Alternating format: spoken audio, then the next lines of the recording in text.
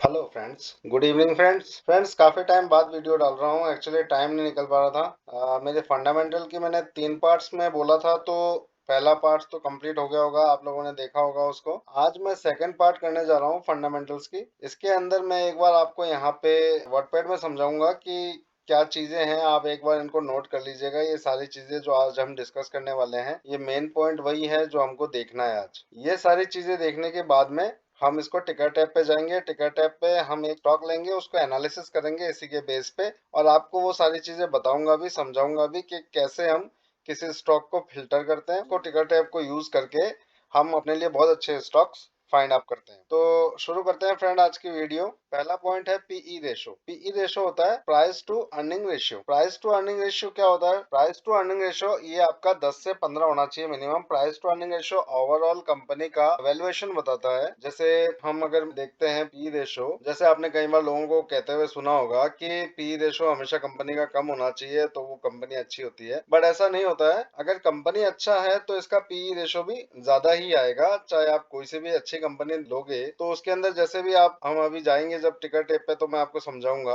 जो भी आप उसमें देखोगे तो आपको उसमें पीई रेशो जो अच्छी कंपनीज का है उसको ज्यादा ही दिखेगा। और हमें भी पी रेशो कम से कम 10 से 15 से ऊपर की देखनी चाहिए। ये मैं आपको क्राइटेरिया बता रहा हूँ किसी भी कंपनी का फंडामेंटल देखने के लिए। तो एक बार आप लोग इसको नोट कर लेना। सेकंड है हमारा sales growth. Sales growth minimum 10% होना चाहिए ईयर टू ईयर। कोई भी कंपनी, हम उसका ओवरऑल हम इसका नंबर नहीं देखेंगे कि इतना ही होना चाहिए। किसी भी कंपनी का अगर हमको देखना है सेल्स ग्रोथ हो रही है कि नहीं हो रही है, ईयर टू ईयर उनका सेल्स जो है ग्रोथ आनी चाहिए, तो वो सेल्स ग्रोथ मिनिमम 10% का होना चाहिए। देखिए, कंपनी के पास में दो चीजें होती है, एसेट्स एंड लाइबिलिटीज। एसेट्स क्या होते हैं? एसेट्स वो होते हैं जो कंपनी के इनकम के सोर्सेज होते हैं। मान लीजिए कंपनी ने कहीं इन्वेस्टमेंट कर रखा है, कंपनी ने कहीं प्रॉपर्टी है, प्रॉपर्टी से उनको पैसे आ रहे हैं और इक्विटी से पैसे आ रहे हैं, तो वो जो एसेट्स होते हैं वो उनके इनकम सोर्सेज होते हैं। लाइबिलिटीज क्या होती है? लाइबिलिटीज होती है कंपनी के खर्चे। कंपनी प्रॉफिट करती है तो उसके खर्चे भी तो होंगे। तो एसेट्स माइनस लाइबिलिटीज, ये मैंने यहाँ पे रूल्स दिखे हैं। कंपनी के खर्चे हमेशा कम होने चाहिए। कम इन द सेंस, हम ये नहीं करेंगे कि इतना ही होना चाहिए, वो कोई बड़ी बात नहीं है कि इतना ही होना चाहिए, नहीं। वो उनके खर्चे के अकॉर्डिंग उनका प्रॉफिट बड़ा होना चाहिए, वो हमको देखना है। तो हम जो उनका नेट प्रॉफिट निकालेंगे वो उनके एसेट्स माइनस लायबिलिटीज करके उनका नेट प्रॉफिट हम देख सकते हैं उसके अंदर। नेक्स्ट पॉइंट अपना है पीएटी। फ्रेंड्स, पीएटी और ये पीबीटी दोनों सेम ही होता है। ये प्रॉफिट आफ्टर टैक्स है, ये profit before tax. Profit after tax का भी उतना ही प्रॉफिट आएगा, और प्रॉफिट बिफोर टैक्स, कई कंपनीज प्रॉफिट बिफोर टैक्स करती है, कई कंपनीज जो अपनी बैलेंस शीट है, बैलेंस शीट के अंदर प्रॉफिट आफ्टर टैक्स कर। तो इसमें दोनों में ओवरऑल कुछ भी नहीं है, दोनों के अंदर सेम ही आएगा रेशो, तो उसमें कंफ्यूज नहीं होना। इसके बाद नेक्स्ट हमारा आ रहा है टीटीएम। टीटीएम क्या होता है? इसको बोलते हैं ट्रेलिंग 12 मंथ।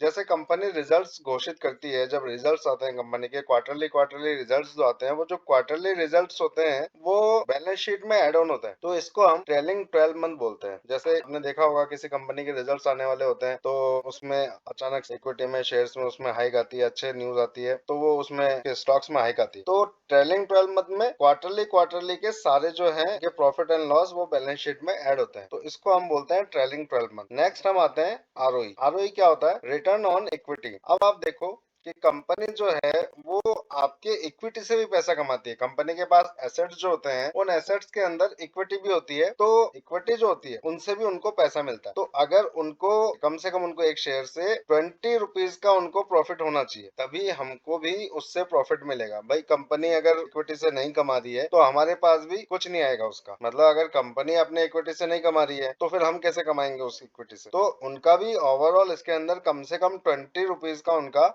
पर शेयर अर्निंग होना चाहिए। इसको बोलते हैं रिटर्न ऑन इक्विटी। वो अपने इक्विटी से इतना रिटर्न कमाते हो। नेक्स्ट हम आते हैं ROC. ROC return on capital employ. ये भी हम 20% से ऊपर होना चाहिए। अब रिटर्न ऑन कैपिटल एम्प्लॉय को मैं आपको एक सिंपल वे में समझाने जाऊं तो ये मान लीजिए कि दो व्यक्ति हैं और दोनों ने 1-1 लाख रुपए इन्वेस्ट किए हैं। अब दोनों ने जो 1-1 लाख रुपए इन्वेस्ट किए हैं उसके अंदर उन्होंने मंथ में, मान लीजिए एक जने ने कोई 10-15 हजार रुपए कमाया है और सेकंड जो पर्सन है उसने 20,000-25,000 रुपए कमाए हैं, तो हम देखेंगे मंथली में दोनों ने 1 लाख ही लगाया है, सेम ही अमाउंट लगाया है, बट हम देखेंगे कि इनका परसेंटेज क्या निकल रहा है, उस इन्वेस्टमेंट के अंदर उनका परसेंटेज क्या बन रहा है। तो अगर परसेंटेज हम लेने चले तो 1 लाख का 15,000 जिसने कमाया तो उसको 15% हुआ, और जिसने 1 लाख पे 25,000 कमाया उसका 25% हुआ। तो इसी को आरओसी बोलते हैं, मतलब प्रॉफिट को परसेंटेज में बताना। क्यों, आप अगर जितनी बड़ी बड़ी कंपनीज देखोगे, आप अगर देखोगे मार्केट के अंदर छोटे शेयर भी होते हैं, 5 रुपए के भी शेयर होते हैं, 50 पैसे के भी शेयर होते हैं, और 500 के भी होते हैं, 1000 के भी शेयर होते हैं। अब उस पर आप अगर मान लो 1000 का शेयर लोगे तो 1 लाख इन्वेस्ट करोगे तो 10 ही तो शेयर आया आपके पास। वही 100 का लोगे तो 1000 शेयर आएंगे आपके पास। बट ये देखना है कि आपने कैपिटल कितना लगाया, 1 लाख ही लगाया। अब 1 लाख के अंदर वो 500 वाला, 1000 वाला जो शेयर लिया है उसके अंदर आपका कितना रिटर्न आ रहा है,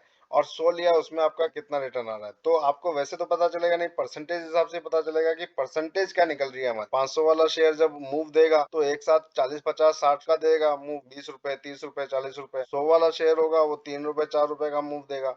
तो उनकी परसेंटेज हिसाब से हम देखेंगे, तो इसको आरओसी इसी को बोलते हैं कि परसेंटेज हिसाब से हम उसको देखें। नेक्स्ट हमारा आ रहा है EPS, earning per share. ROE जो होता है, मैं इसका आपको बता दूं, अगर आप लोग ओवरऑल बैलेंस शीट नहीं देखते हैं तो भी अगर आप आरओई भी अगर देखते हैं, आरओई को भी अगर आप कंपनी का देखते हैं कि रिटर्न ऑन इक्विटी, यानी कंपनी अपने इक्विटी से कमा रही है 20 से ऊपर, तो वो कंपनी आप अच्छी मान सकते हो कि हाँ उनको कमाई हो रही है तो हमको भी कमाई होगी। बट अगर हम लॉन्ग टर्म के लिए देखते हैं तो हमें ये सारी चीजें भी कवर करनी पड़ती है, इन सारी चीजों पर भी ध्यान देना चाहिए।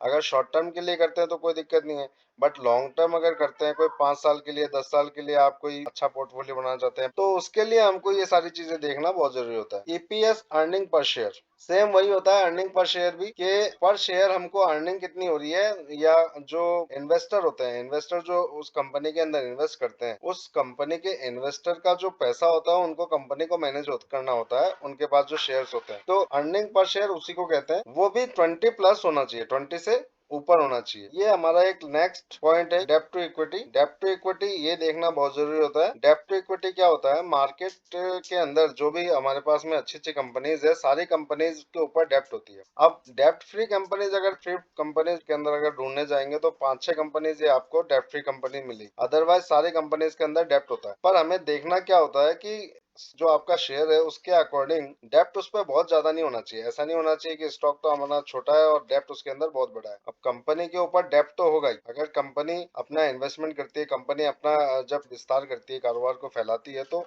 उसके लिए उनको डेप्ट की जरूरत होती है, वो डेप्ट होती है, सारे कंपनीज में होते हैं। बट वही है कि आपको देखना वही होता है कि कंपनी के अंदर बहुत ज्यादा डेप्ट नहीं होना चाहिए। इसका अगर हम रेशो देखें तो ये बिलो 0.2 होना चाहिए। अगर आप लॉन्ग टर्म इन्वेस्टर हैं तो ये 0.2 फॉर इन्वेस्टमेंट होना चाहिए, इसके नीचे होना चाहिए, इससे ज्यादा नहीं होना चाहिए। और यदि आप ट्रेडिंग करते हैं तो ट्रेडिंग के अंदर आपको देखना है कि ट्रेडिंग पे ये आपके 0 से 1 तक चलेगा। अगर आप शॉर्ट टर्म करते हैं या इसमें ट्रेड करते हैं तो आपका 0 से 1 तक कोई दिक्कत नहीं है, इस पे हम शॉर्ट टर्म कर सकते हैं। अब लास्ट पॉइंट जो हमारा रह गया वो है पीवी रेशो। ये होता है प्राइस टू बुक रेशो। इसको 1 to 3 बहुत अच्छा माना जाता है, प्राइस टू बुक रेशो बहुत अच्छा माना जाता है। प्राइस टू बुक रेशो होता क्या है, जब कंपनी लिस्टेड होती है एनएससी या बीएससी में, तो उनको एक प्राइस दी जाती है, उनका एक फिक्स प्राइस होता है, उसका वो रेशो होता है, वो 1 to 3 होता है, तो बहुत अच्छी होती है वो कंपनी। तो अगर ये कंपनीज आपको इन सारे क्राइटेरिया के साथ में मिलती है तो ये बहुत अच्छा होता है। अपन चलेंगे अभी टिकर टैब पे। टिकर टैब पे जाके मैं आप लोगों को समझाने की कोशिश करूंगा, और एक स्टॉक का मैं एनालिसिस भी करूंगा। उसको एनालिसिस करने के बाद में अपन उस पे सारी क्राइटेरिया डालेंगे और अच्छे स्टॉक निकालने की कोशिश करेंगे। ये हम आ गए हैं टिकर टैब की वेबसाइट पे। इसके मैंने वैसे पहले भी अपने पुराने वाले वीडियो में भी बता रखा है कैसे इस्तेमाल किया जाता है इसको। ये सबसे पहला ही हम इसको खोल लेते हैं। ऐसा एक सरफेस खुलेगा, यहाँ पे आप देखेंगे टिकर टैब है।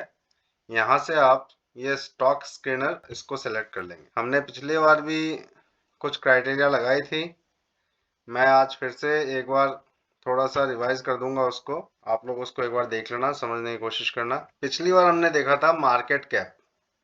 मार्केट कैप हमने बताया था कि 1000 सीआर के ऊपर होना चाहिए, ये कम से कम 1000 सीआर के ये ऊपर होना चाहिए। अब इसमें देखिए कितने आ गए हैं, 1133। जहां पे 4.5 स्टॉक्स दिखा रहे थे वहां पे ये 1133 आ गए हैं। अब हमने सेकंड इसके अंदर जोड़ा था, हमारा फिल्टर हमने इसके अंदर ऐड किया था, वो था हमारा बीटा। बीटा हमने इसमें ऐड किया था। बीटा मैंने आपको कितना बताया था, अगर आपको इन्वेस्ट करना है बीटा 0 से 1 होना चाहिए। माइनस में बीटा कभी नहीं होना चाहिए। बीटा आपका 0 से 1 हो सकता है। 1 से 1.5 वाले स्टॉक्स हमारे लिए अच्छे होते हैं आपके शॉर्ट टर्म के लिए, और 1.5 से जो ऊपर के होते हैं वो सारे हाई वॉलेटिलिटी होती है उसके अंदर, तो उनको हम कम प्रिपेयर करते हैं, उनको हम इंट्राडे के लिए प्रिपेयर करते हैं, जैसे कि मैंने आपको पहले भी बताया है। तो इसको हमने जो इन्वेस्टमेंट के लिए देखा था वो बताया था आपको मैंने 0 to 1, 0 to 1 या 1 से 1.5 वाले हम देख सकते हैं। तो इसको हम 0 to 1 कर लेते हैं एक बार। अब इसके अंदर आपको देखो 332 रिजल्ट्स आए हैं। अभी जो हमने पढ़ा है उसको भी हम इसके अंदर ऐड करेंगे, धीरे धीरे हम सारी चीजें इसके अंदर कवर करेंगे, देखेंगे कि स्टॉक को किस तरह से एनालाइज किया जाता है। अब हम इसमें नेक्स्ट फिल्टर जोड़ने जा रहे हैं, पीई रेशो। पी यहाँ है तो हम इसको कैंसिल कर लेते हैं। ये पीई रेशो यहाँ पे हम पीई रेशो फ्रेंड देख सकते हो यहाँ माइनस में है, ये माइनस में नहीं होना चाहिए। पीई रेशो हमने कितना पढ़ा है, कम से कम 10 से 15, आप 15 से ऊपर वाले पीई रेशो हम कंसीडर कर सकते हैं। तो ये अब हमारे पास में 255 स्टॉक्स आ गए हैं। के अंदर आप डालेंगे वापस, यहाँ पे आके फिल्टर हम करेंगे, इसमें आएगा आपका रेवेन्यू ग्रोथ। रेवेन्यू ग्रोथ हम 1 ईयर का देखेंगे इसके अंदर। ये आपका रेवेन्यू ग्रोथ आ गया इसके अंदर। रेवेन्यू ग्रोथ मिनिमम कितना चाहिए होता है, हमने अभी आपको पढ़ाया था कि रेवेन्यू ग्रोथ हमको ईयर टू ईयर के माइनस में नहीं होना चाहिए, कम से कम ये होना चाहिए 10% के अबव। तो हम इसको 10% कर लेते हैं। 10% के वो अबव कितना भी चलेगा, मिनिमम 10% होना चाहिए। इसके बाद हमने देखा था ROI, return on equity. Return on equity, ये हमको रिटर्न ऑन इक्विटी दिखा रहा था, इसको हम कर लेंगे रिटर्न ऑन इक्विटी। ओके, इसको हमने चूज कर लिया, डन। रिटर्न ऑन इक्विटी कितना होना चाहिए हमारी क्राइटेरिया के हिसाब से, रिटर्न ऑन इक्विटी होना चाहिए 20। इसको भी हम यहाँ पे ऐड कर लेते हैं। फ्रेंड्स, इसको आप अगर पूरी क्राइटेरिया लगाने के बाद में इसको आप सिलेक्ट, जब इसको आप फिल्टर करने के बाद में देखोगे तो आपको बहुत अच्छे स्टॉक्स लास्ट में जो आपको मिलेंगे, बहुत ही अच्छे स्टॉक्स मिलेंगे। अभी इसमें देखिए हमने कितने सारे स्टॉक्स फिल्टर कर लिए हैं। अब इसके अंदर 69 स्टॉक्स आ रहे हैं आपके, जिसके अंदर आपकी बहुत अच्छी इन्वेस्टमेंट हो सकती है।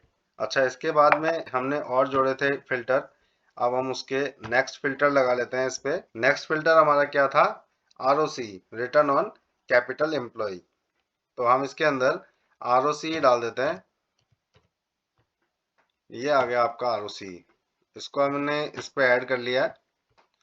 और ROC आपका कितना परसेंट होना चाहिए, मिनिमम बेयर मिनिमम आपका ईयरली 10% तो होना ही चाहिए, उसके अभाव कितना भी हो चलेगा, but minimum 10% year two year हमारी ग्रोथ होनी चाहिए।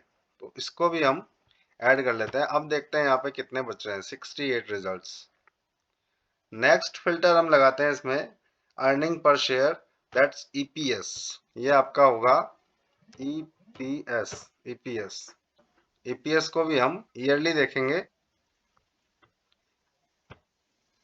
अर्निंग पर शेयर कितना होना चाहिए मैंने आपको बताया है। अर्निंग पर शेयर आपका कम से कम जो इन्वेस्टर है उनकी अर्निंग पर शेयर कम से कम 20 की होनी चाहिए। 20 के अबव कितना भी हो वो हमारे लिए बेटर है, कोई इशू नहीं है। अब देखिए इसके अंदर क्या बचा हुआ है, सिर्फ 39 स्टॉक्स बचे हुए हैं, जो कि बहुत ही अच्छे स्टॉक्स हैं और बहुत अच्छे ग्रोथ वाले स्टॉक्स हैं। इसके अंदर हमने जो जो क्राइटेरिया लगाई है यहाँ आप देख सकते हो, बीटा हमने लगा दिया था, रेवेन्यू ग्रोथ हमने लगाया, रिटर्न ऑन इक्विटी लगाया, ROC लगाया और EPS लगाया। अब हमें देखना है डेब्ट टू इक्विटी रेशो, इसके लिए हम फिल्टर ऐड करेंगे। डेब्ट टू इक्विटी रेशो मैंने आपको कितना बताया है, डेब्ट टू इक्विटी रेशो हम इसको भी फिल्टर में लगा लेते हैं। ये 0 से 0.2, 0 से इतना ज्यादा नहीं होना चाहिए, ये होना चाहिए 0.2। अब हम इसको फिल्टर करने के बाद में, अब आप देखिए कि ये सिर्फ ऐसी कंपनीज है, ये 5 कंपनीज ही आपके सामने आई हैं जिनके ऊपर डेप्ट बिल्कुल ही नहीं है, बहुत कम, ना के बराबर डेप्ट है। तो ये जो कंपनीज है ब्लू चिप कंपनीज है और बहुत अच्छी कंपनीज है जिसके ऊपर बिल्कुल ही डेप्ट नहीं है। बट अगर आप इन्वेस्टमेंट करना चाहते हैं तो इसमें आप ये देख सकते हैं। बट फ्रेंड, जैसे मैंने आपको बोला है कि डेप्ट हर कंपनी में होता ही है, वो अपने बिजनेस को बढ़ाने के लिए डेप्ट लेते ही हैं, हर कंपनी में डेप्ट होता है। तो हम इसको अवॉइड कर सकते हैं, इसको थोड़ा सा बढ़ा भी सकते हैं। इससे पहले जैसे हमने डेप्ट नहीं लगाया था तो भी हमारे पास में बहुत अच्छे स्टॉक आए थे। तो इसको आप अगर 5 कंपनी देखते हैं तो ये 5 कंपनी तो बहुत ही अच्छी कंपनीज है जिसके अंदर हम रेगुलर इनकम कर सकते हैं। रेगुलर इनको ट्रैक करके हम इनमें अच्छे खासे पैसे बना सकते हैं और बिना सोचे समझे भी इसके अंदर इन्वेस्टमेंट किया जाता है। हर डिप के अंदर मान लीजिए करेक्शन आता है, तो करेक्शन जब भी आता है मार्केट के अंदर तो आप ये समझिएगा कहीं पे आपके आसपास में अगर सेल लगती है तो आप देखते हो कि सेल के अंदर क्या होता है, क्यों भागदौड़ मचती है लोगों की, क्यों जाते हैं सेल के अंदर लोग, क्योंकि उनको क्या है, अच्छे ब्रांडेड कंपनी सस्ते में मिल रहे होते हैं, इसलिए वो सेल देखते हैं, वहां पे जाके अपनी परचेजिंग ज्यादा करते हैं। वैसे ही अगर आप यहाँ पे भी आओगे, यहाँ पे जब भी मार्केट करेक्शन करता है, नीचे आता है, तो हाईली जो ब्लू चिप कंपनीज हैं उसके अंदर हम इन्वेस्टमेंट कर सकते हैं। ठीक है फ्रेंड्स, ये सारी तो मैंने आपको चीजें बता दी है। इसको अगर हम हटा देते हैं तो इसके अंदर जो आपको मिल रहे हैं, ये 39 कंपनीज जो आपको मिल रही है वो बहुत ही अच्छी कंपनीज है जिसके अंदर आप बहुत अच्छा काम कर सकते हैं, जिसको आप रेगुलर ट्रैक कर सकते हो। अच्छा, अगर आप 40-50 स्टॉक्स में अपनी नजर रखते हो तो आपको सारे स्टॉक्स याद भी रहते हैं कि उसका फॉर्मेशन क्या हो रहा है और उसका कौन सा स्टॉक नीचे आ रहा है, किसको खरीदना चाहिए। सारी हमारी एनालिसिस बहुत अच्छी होती है। तो आपके बास्केट के अंदर उतने ही स्टॉक्स होने चाहिए जिसको आप रेगुलर ट्रैक कर पाओ। अब जैसे मैंने आपको बताया था, इसके बाद में हम एक कोई स्टॉक ले लेंगे, उसके अंदर हम ये सारी चीजें देखेंगे और मैं आपको समझाने की कोशिश करूंगा कि किसी स्टॉक को हम एनालाइज कैसे करते हैं। अब इसके अंदर मैं एक कोई भी स्टॉक ले लेते हैं, अपन चलिए इन्फोसिस ले लेते हैं, चलिए इन्फोसिस ले लेते हैं। इसमें हम देखेंगे कि स्टॉक का हम ये सारी क्राइटेरिया देखेंगे कि ये स्टॉक अच्छा है या अच्छा नहीं है, वो सारी चीजें हम इसके अंदर एक बार देखने की कोशिश करेंगे कि कैसे देखा जाता है इनको। ये आपको दिख रहा होगा। देखिए, जैसे कि मैंने फर्स्ट वीडियो में बताया था कि कंपनी का मॉड्यूल क्या है वो आपको पता चलना चाहिए। जैसे ये आईटी सर्विसेज है, आईटी एंड सर्विसेज कंपनी है, और दूसरा ये लार्ज कैप कंपनी है, बहुत बड़ी कंपनी है, ये लार्ज कैप कंपनी भी है। तो इसके अंदर जो है हमको ये दो चीजें तो मिल गई। और हम नीचे आते हैं, एक चीज मैं आपको और बता दूं फ्रेंड्स, अगर आप इधर देखोगे, इधर आपको रेड फ्लैग्स और ग्रीन फ्लैग्स दिखते हैं।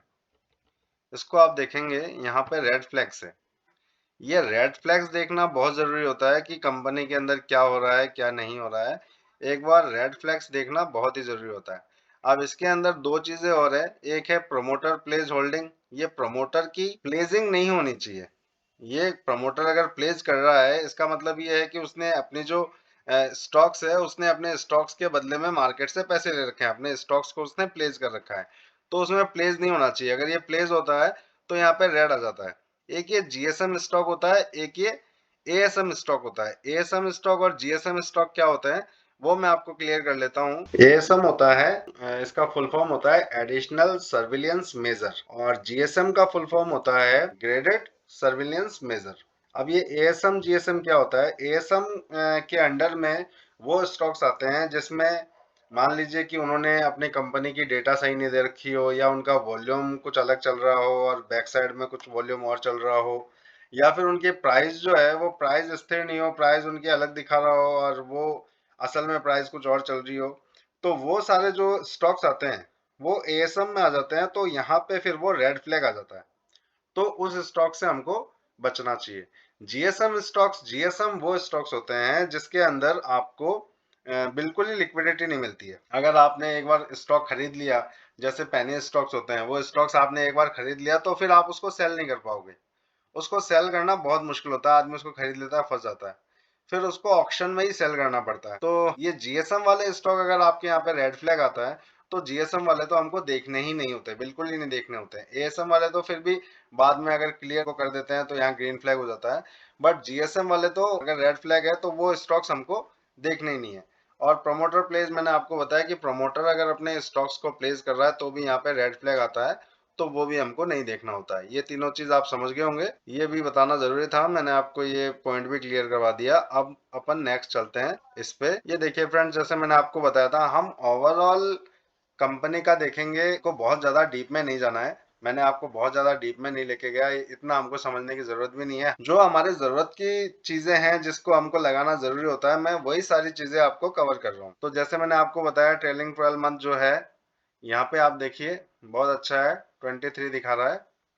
एक ये पीवी रेशियो मैंने आपको बताया था, प्राइस टू बुक रेशियो, ये मैंने आपको बताया था 1 to 3 होना चाहिए। यहाँ पे 7.36 है, जो कि ज्यादा है। देखा जाए तो इसके अंदर इन्वेस्टमेंट, लॉन्ग टर्म की इन्वेस्टमेंट इसमें अभी सही नहीं है, बट इनफी अच्छी कंपनी है, इसमें इन्वेस्टमेंट बनती है। इसके बाद हम चलते हैं नेक्स्ट, हम क्या देखेंगे इसके अंदर, पीयर्स। पीयर्स का मतलब आप समझते होंगे, जोड़ा। मतलब अब जो आईटी की कंपनीज है, आईटी की कंपनीज में इनके जो कंपैरिजन में जो कंपनीज है जो अच्छा परफॉर्म कर रही है, वो इनके कंपैरिजन वाले पीयर्स होते हैं। जैसे ये देख लीजिए आप, टाटा कंसल्टेंसी, टीसीएस जो है ये भी आईटी सेक्टर का है, एचसीएल है ये भी आईटी सेक्टर का है, विप्रो आईटी सेक्टर है, टीआईएम माइंडट्री ये भी हमारे आईटी सेक्टर का ही है।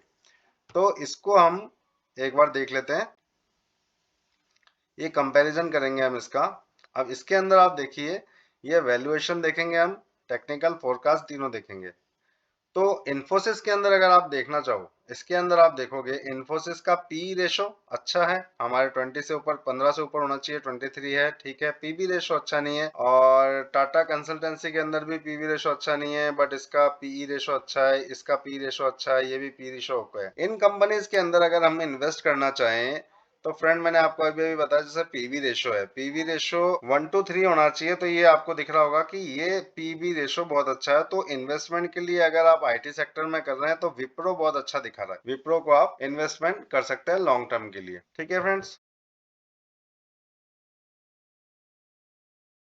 चलिए ये तो आ रहे सही। ये मैंने आपको, ये सारी चीजें मैं आपको पहले टेक्निकल्स में समझाऊंगा, उसके बाद ही समझ में आएगी, अभी यहाँ पे बता के कोई फायदा नहीं होगा।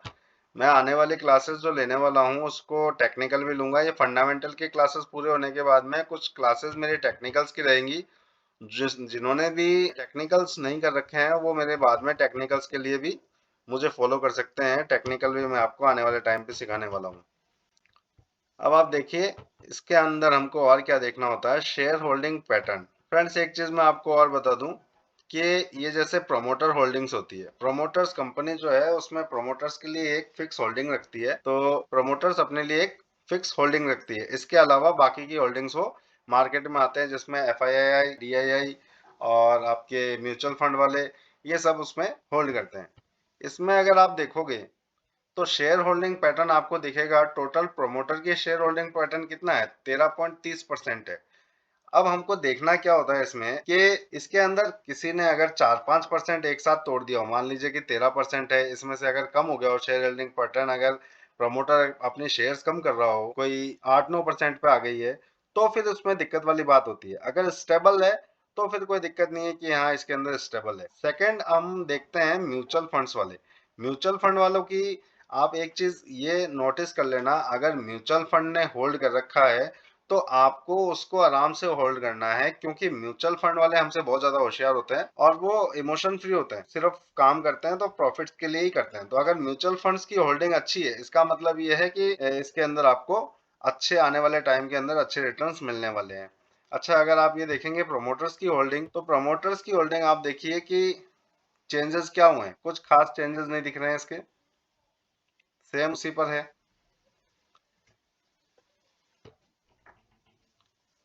ये आ गए हम प्रमोटर्स। अब आप इसमें देखिए, प्रमोटर्स की जो होल्डिंग है लगातार वही है, स्टेबल है, कोई दिक्कत नहीं है इसके अंदर। इसके बाद में हम आते हैं म्यूचुअल फंड पे और एफआईआई एंड डीआईएस पे। ये म्यूचुअल फंड की होल्डिंग आप देखिए, म्यूचुअल फंड अपनी होल्डिंग पिछले बार से धीरे धीरे, ये देख सकते हो आप, बढ़ा रहा है। अगर म्यूचुअल फंड इसके अंदर अपनी होल्डिंग बढ़ा रहा है, इसका मतलब ये है कि ये अभी कंपनी बहुत जल्दी अच्छा एक रिटर्न देने वाली है। तो आपको ये, अगर आप देखते हो कि म्यूचुअल फंड के अंदर इन्वेस्टमेंट धीरे धीरे इसमें ग्रोथ कर रही है, तो इसका मतलब कंपनी अच्छी है, इसके अंदर आप भी होल्डिंग बढ़ा सकते हैं या कर सकते हैं। अदर डोमेस्टिक, ये फॉरेनर इंस्टीट्यूशंस है, रिटेल इंस्टीट्यूशंस है, इनकी है। अब इसके अंदर सबसे ज़्यादा परसेंटेज अगर आप देखेंगे तो फॉरेनर इंस्टीट्यूशंस की है, एफआईआईज की है। एफआईआईज की जो इनकी होल्डिंग है उसका लगभग 31% की एफआईआईज की होल्डिंग है, जो कि बहुत बेहतरीन है। एफआईआई हमेशा उसी पे इन्वेस्ट करती है जिसके बहुत ज़्यादा चांसेस होते हैं अप जाने की। ईयर टू ईयर जिनके अंदर बहुत ज़्यादा ग्रोथ होने की संभावना होती है, तो एफआईआई उनके अंदर ही अपनी होल्डिंग बना के रखती है। और एफआईआई आप भी अगर देखोगे तो इनकी होल्डिंग पैटर्न अगर आप देखोगे, इन्होंने भी काफी टाइम से अच्छी होल्डिंग कर रखी है। अब थोड़ा बहुत एफआईआईज डीआईआईज जो है वो सेलिंग करती है, ऐसा आप सुनते होगे रोज कि एफआईआईज ने इतना सेल कर दिया, इतना बाय कर लिया, तो उनकी थोड़ी बहुत ऊपर नीचे चलती है, वो करते हैं, उनके प्रॉफिट बुकिंग होती है। लेकिन उनकी लगातार इतनी अगर 30% से ऊपर की अगर उनकी होल्डिंग है, इसका मतलब ये है कि आने वाले टाइम पे ये एक अच्छी कंपनी साबित होगी और ऊपर जाने के इसके अंदर चांसेस होते हैं। तो ये मैंने आपको एक ओवरऑल किस तरह से स्टॉक को एनालिसिस किया जाता है वो मैंने आप लोगों को समझाया। फ्रेंड्स, इसके अंदर आपको अगर कुछ और पूछना हो, आपके कुछ समझ में नहीं आया हो या कुछ और आप मुझसे पूछना चाहते हो, तो मुझसे एक बार आप मैसेज के अंदर पूछ सकते हैं, मुझे मैसेज कर दीजिएगा। फ्रेंड्स, मैं आपको बताऊं कि मुझे टाइम नहीं मिल पाता, उसके बावजूद बहुत ही टाइम निकालने के बाद में मैं वीडियो बनाता हूं, क्योंकि मैं एक ट्रेडर भी हूं, एनालिसिस भी करता हूं, लोगों को समझाता भी हूं, पढ़ाता भी हूं, मेरा पर्सनल ग्रुप भी है, मुझे ग्रुप भी देखना पड़ता है, तो टाइम हो नहीं पाता फ्रेंड। बट मैंने सोचा है कि कम से कम जो बिगनर हैं उनको और जो फंडामेंटल सीखना चाहते हैं उनको एक अच्छी नॉलेज दी जाए, तो उसके लिए मैं पूरा कोशिश कर रहा हूँ। फ्रेंड्स, मुझे चाहिए कि आप लोग कम से कम मेरे जो वीडियोस आते हैं उनको कम से कम आपका प्यार मिले, तो उसके लिए आप लोग प्लीज कमेंट कीजिएगा कि आपको वीडियो अच्छी लग रही है, कुछ कमी लग रही है, कुछ दिक्कत है, तो भी आप मुझे एक बार बताइएगा, तो मैं कोशिश करूंगा उस वीडियो को सही करने की, नेक्स्ट टाइम और अच्छा करने की। आज हम वीडियो को यहीं खत्म करेंगे, क्योंकि ये वीडियो फिर और लंबी हो जाएगी, तो मैं ज्यादा लंबी वीडियो बनाना नहीं चाहता। तो आज की वीडियो हम यहाँ खत्म करते हैं। मेरा जो थर्ड पार्ट है, मैंने आपको बताया था 3 पार्ट होंगे, थर्ड पार्ट है, उस थर्ड पार्ट पे हम एक वीडियो और बनाएंगे, तो आपका पूरा फंडामेंटल जो है कवर हो जाएगा। तो नेक्स्ट वीडियो तक आप इस वीडियो को देखें, लाइक करें, सब्सक्राइब करें, कमेंट करें। Thank you, good night, bye.